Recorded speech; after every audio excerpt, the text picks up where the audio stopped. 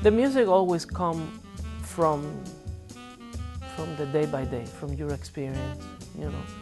I write tunes about my family, about places, about experiences, feelings, etc. So it's always been like that. Yeah.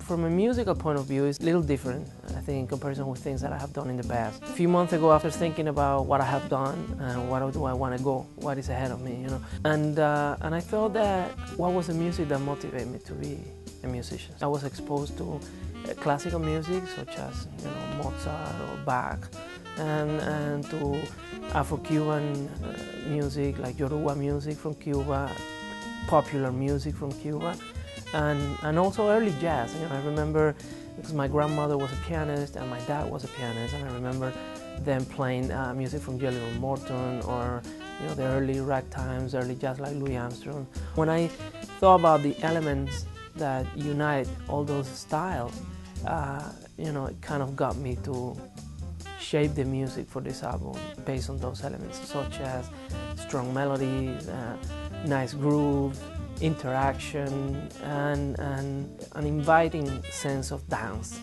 too, because all that music comes from, you know, from a Mozart minuet that used to be dance to, you know, music from Cuba that's all danceable. A lot of it is anyway. So I wanted to have that element from the perspective of where I am right now and all the influences that I have had for the last few years of traveling and incorporating new elements as well, you know. The musicians in the band for these recordings are all fantastic and are some of my favorite musicians. When I'm writing for a small band like this, you know, quartet, quintet, it's very important because it's very intimate. He's a great writer, you know.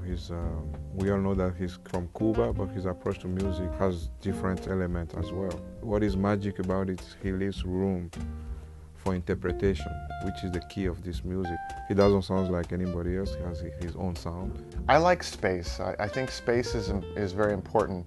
Sometimes when you play and then you leave some space, the energy can actually go, because people are like, what's he doing now? What's he gonna do now? It's a real pleasure playing with this band. Also, it's neat to see what he's done with the percussion set, combining multiple instruments and kind of taking the role of the drum set. It's really neat to see where that's going. Music, at the end of the day, is inclusive, is democratic,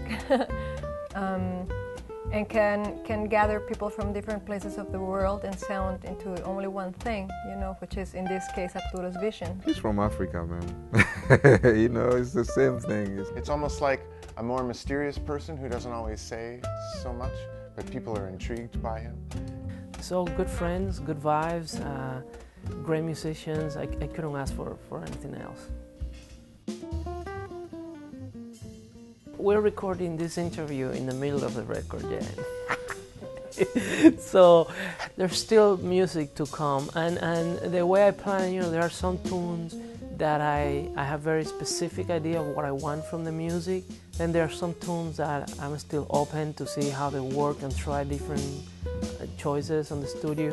And then there are some tunes that are completely improvised. It's jazz, and I have a big artillery of percussion instruments and a lot of ideas of how to mix them and blend them. I'm looking for a sound that is intimate, regardless of the intensity of the tune, you know. I think all the elements from Latin cultures and from some other cultures all over the world are included, but in a very subtle way and in a very personal way.